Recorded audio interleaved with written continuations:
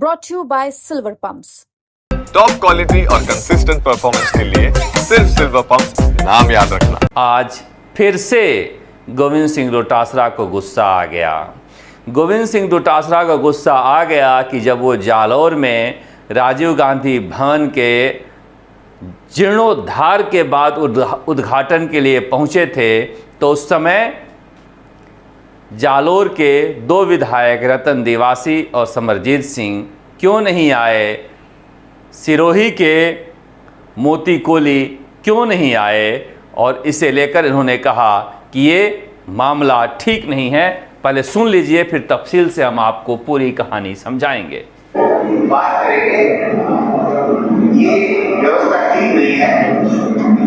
अगर बिना वजह से बिना काम किए वो नहीं आए हैं तो उनसे पूछा जाएगा कि आप क्यों नहीं आए। अगर कोई काम हो गया हो तो एक अलग बात है, लेकिन किसी भी एमएलए हो चाहे दूसरा जनप्रतिनिधि हो, अगर संगठन का काम है तब वो संगठन के काम में आता नहीं है अपनी व्यक्तिगत छोटी मोटी बात को लेकर के, तो ये पार्टी के लिए ठीक नहीं है। इसको ठीक करने का काम हम लोग करें। सर, जोगारानी पटेल का बयान है। ये अब देखिए कहाँ ठीक करने का काम करेंगे गोविंद सिंह डोटासरा। गोविंद सिंह डोटासरा गुस्सा हो के थक गए हैं, मगर समस्या ये है कि एकमात्र जिले के विधायक जीते हैं राजपूत समरजीत सिंह, देवासी समाज का एकमात्र विधायक रतन देवासी, और एससी के विधायक हैं मोती कोहली।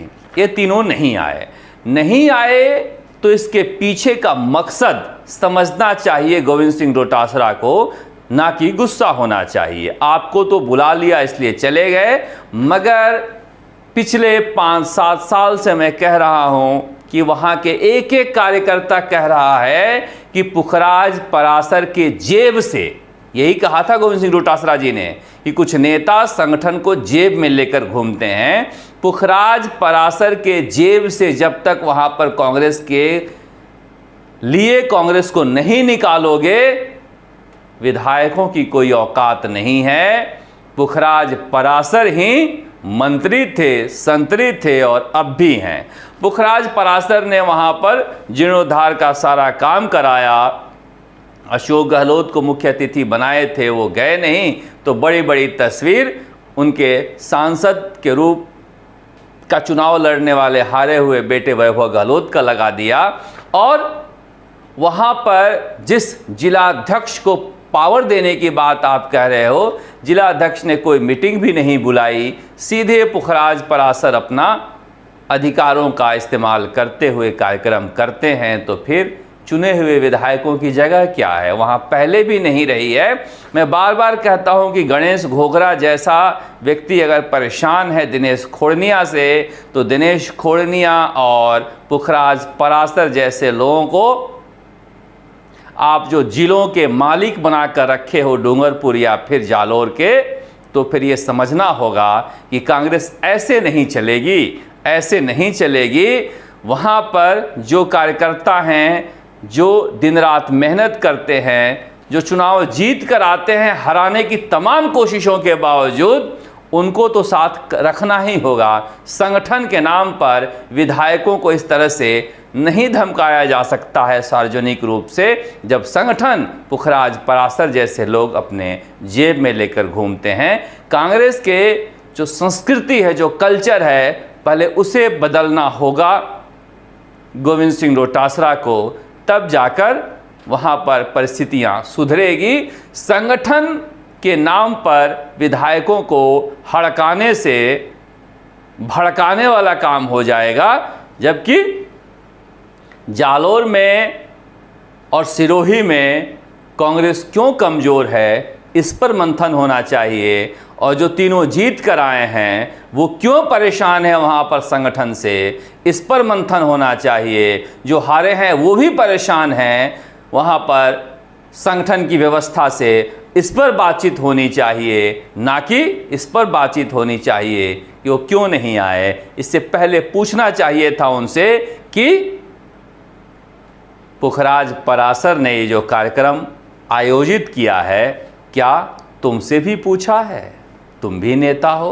मगर कांग्रेस की इस कार्य संस्कृति को बदला भी नहीं जा सकता है। पुखराज पराशर अशोक गहलोत के सर्वे सर्वा हैं, उन्हें कौन क्या कहेगा। दिनेश खुर्निया को भी कोई कुछ नहीं कह पाया है। ये सियासत कांग्रेस की थी। अब लौटते हैं हनुमान बेनीवाल। हनुमान बेनीवाल इस समय चौतरफा हमले से घिरे हुए हैं और कांग्रेस के नेताओं के। गोविंद सिंह डोटासरा ने जो मजे लिए उनके नागौर में जाकर आपने सुना ही कैसे उम्मीदवार राम बेनीवाल को हम लेकर आए, और अब दिव्या मदेरणा ललकार रही हैं। दिव्या मदेरणा का बोलने का अंदाज प्रभावी होता है। जो ओसिया में आके कह रहे थे कि मैं दिव्या को हराऊंगा, मैं दिव्या को हराऊंगा, तो आज अगर ट्रांसफॉर्मर उतर रहे हैं और आज अगर ओसिया की जनता प्रताड़ित है तो वो आपके निर्णय से प्रताड़ित है, क्योंकि अगर मैं विधायक होती तो ओसिया का ये मंजर नहीं होता। लेकिन मैं इससे ज्यादा कुछ कहना नहीं चाहती, इसलिए कि जंग के भी उसूल हुआ करते हैं। बच्चों पे, औरतों पे और सूर्यास्त के बाद प्रहार नहीं किए जाते। राजनीति में भी कायदे होते हैं, और वो व्यक्ति जो अभेद्य किला खिवसर का, जिसकी ईंट ढह गई हो, तो मुझे लगता नहीं कि राजनीति के पायदान के ऊपर एक परास्त व्यक्ति पर हमला करना मेरी नैतिकता के ऊपर सही होगा। मेरे दादाजी ने कांग्रेस पे टिकट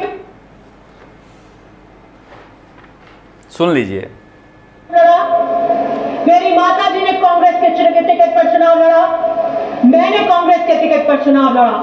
मेरे पे प्रहार करने वाले नेता के पिताजी ने कौन से टिकट पर चुनाव लड़ा? उन्होंने कभी भाजपा पर निर्दलीय लड़ा, कभी किसी लोकल पार्टी से लड़ा, कभी गठबंधन में लड़ा भाजपा के साथ, कभी कांग्रेस के साथ गठबंधन में, कभी अपनी पार्टी बनाकर, फिर अपनी पार्टी बनाकर भी दूसरे दल के साथ में। 16 चुनाव हमने एकमात्र कांग्रेस के सिंबल पर लड़े हैं। यह हमारी आहुति का प्रतीक है। दिव्या मदेरणा बोलती बहुत अच्छे तरीके से हैं, इनका भाषण प्रभावी होता है। मगर दिव्या मदेरणा कह रही थी कि अगर मैं विधायक होती तो ट्रांसफार्मर नहीं उतर पाता। मुझे सहसा याद आ गया, दिव्या मदेरणा विधायक थीं सत्ताधारी दल के, और अस्पताल में इलाज के लिए एक मरीज को छोड़ा नहीं जा रहा था और आधी रात को इन्हें हंगामा मचाना पड़ा था, और बार बार अशोक गहलोत सरकार में अपना वो दर्द बताते रहती थीं कि अधिकारी सुन नहीं रहे हैं। पर हनुमान बेनीवाल पर हमला करना था, वैसे इन्होंने यह भी कहा कि परास्त व्यक्ति पर हमला नहीं करते। ईंट ईंट हनुमान बेनीवाल का ढह चुका है खिमसर में, और ऐसे परास्त व्यक्तियों पर क्या हमला किया जाए। इधर उधर जाने पर भी उन्होंने चुटकी ली कि हम तो कांग्रेस में ही रहे, मगर हनुमान बेनीवाल और उनके पिताजी हनुमान बेनीवाल महिपाल मदेरणा का नाम लिए बिना हमला बोलते रहते हैं इशारों में। तो आज दिव्या मदेरणा ने भी उनके पिताजी पर भी हमला बोला कि कौन कौन किस किस पार्टी से चुनाव लड़ते थे और कहां कहां ये आज हैं। हनुमान बेनीवाल जाट नेताओं से ही घिरे हुए हैं। जाहिर सी बात है, वोट बैंक एक ही है, या तो इनके पास जाएगा या उनके पास जाएगा। मगर वहाँ की राजनीति बहुत दिलचस्प हो चली है। हनुमान बेनीवाल सिर्फ जाति पर अगर राजनीति करते हैं तो फिर कांग्रेस के नेता इन्हें सफल होने नहीं देंगे। इन्हें एससी और मुस्लिम समुदाय को भी साधना होगा। अब कैसे गोविंद सिंह डोटासरा ने कल खुलासा किया नागौर में ही कि उम्मीदवार राम बेनीवाल को हम तोड़ कर ले आए। अब देखिए नैतिक रूप से सही है या नहीं, मगर जब आप गठबंधन कर रहे थे हनुमान बेनीवाल के पार्टी आरएलपी से, और जब गठबंधन कर रहे थे तब की बात है ये, जब गठबंधन कर रहे थे तब की बात है, तो फिर गठबंधन करते हुए आप उस पार्टी के नेता को तोड़ लाते हो, ये तो सही नहीं है। नागौर लोकसभा सीट पर आरएलपी से गठबंधन होता है और बाड़मेर में उसी पार्टी के नेता को तोड़ने की साजिश होती है, तो फिर हनुमान बेनीवाल का दर्द जायज़ है या नहीं है? देखिए, झगड़ा तो उपचुनाव में हुआ, मगर उस समय तो ये महागठबंधन के साथ ही थे। ऐसे में हनुमान बेनीवाल का गुस्सा भी जायज़ है, पर इंतज़ार हमें रहेगा कि एक साथ वो कई लोगों को क्या क्या जवाब देते हैं।